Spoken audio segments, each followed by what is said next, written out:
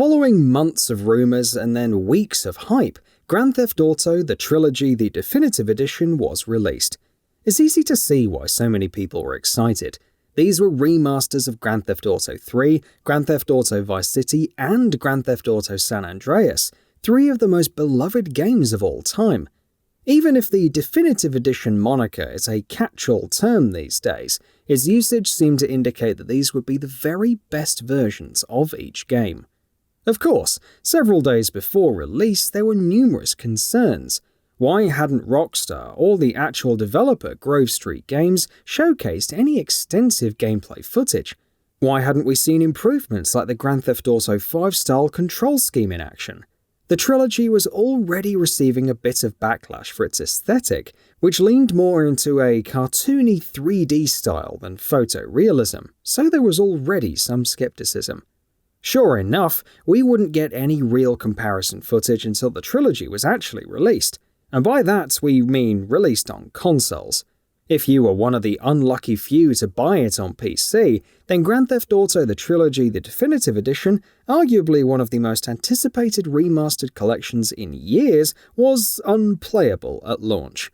This is due to the Rockstar launcher going down for maintenance.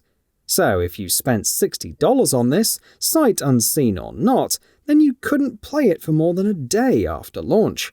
But wait, there's more. Eventually, the Rockstar Games launcher did come back online, but the GTA Trilogy was made unavailable to play or purchase due to files unintentionally included in the same. These unintentionally included files were discovered by data miners to be comments by the developer and several unlicensed songs. The comments are whatever, but these were songs that were supposedly removed due to licensing issues. Instead, they were actually just disabled. While they can't be accessed by your average player, it's still not a good look. Keep in mind that all of this is just with the PC version of the game. The console versions have been knocked for performance issues, including frame rate drops on the PS5 and Xbox Series X and S, and don't even get us started on the Switch version. While the environments have been praised, character models have seen better days, whether it's in strangely shaped shoulders, odd fingernails, or faces that are completely different from the original games.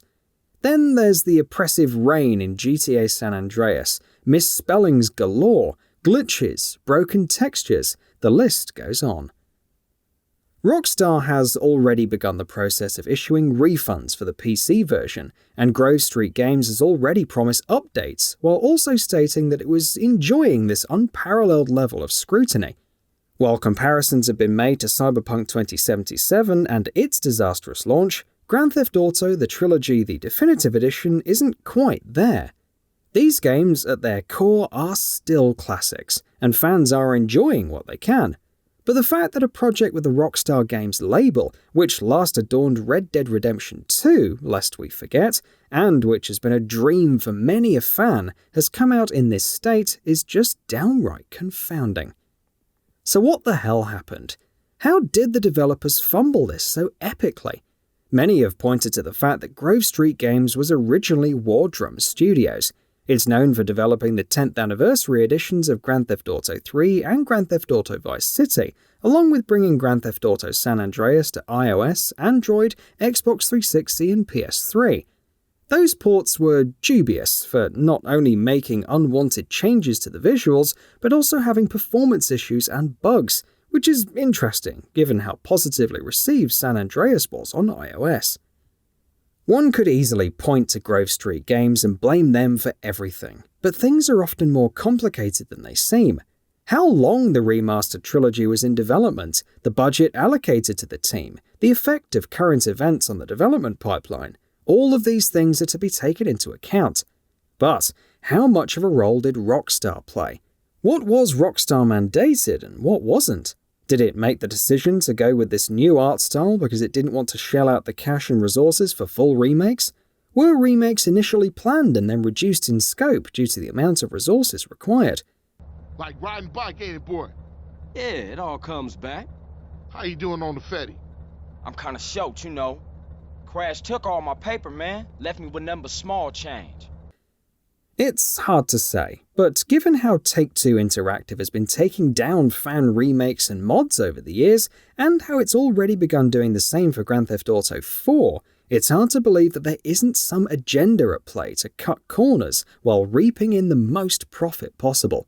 Besides, at the end of the day, it's Rockstar and Take-Two that decide how to market the game.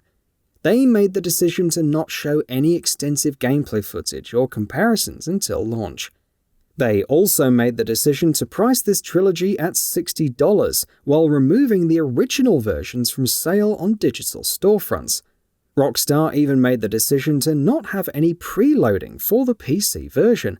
It's almost as if this was to prevent anyone from getting their hands on the incriminating data before launch and causing a stink, thus impacting sales.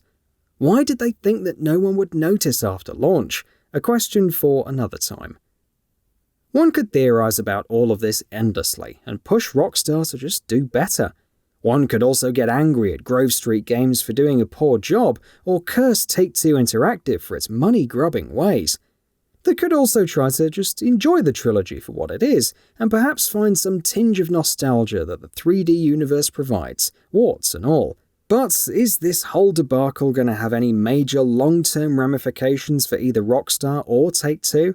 Some fans will be less than eager to jump into the definitive edition of GTA 4 when that's inevitably announced, based on what rumors say at least.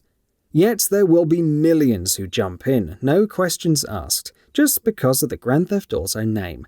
And even if that fails, well, don't worry, because the hype cycle can kick off once more when Grand Theft Auto 6 is announced.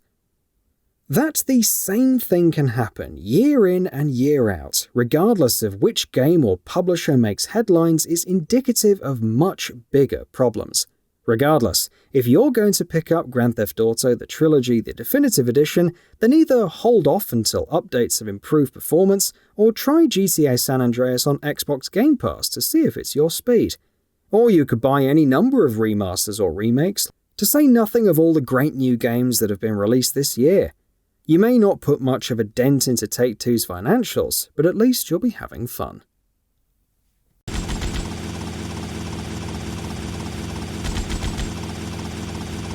Okay, we're almost there.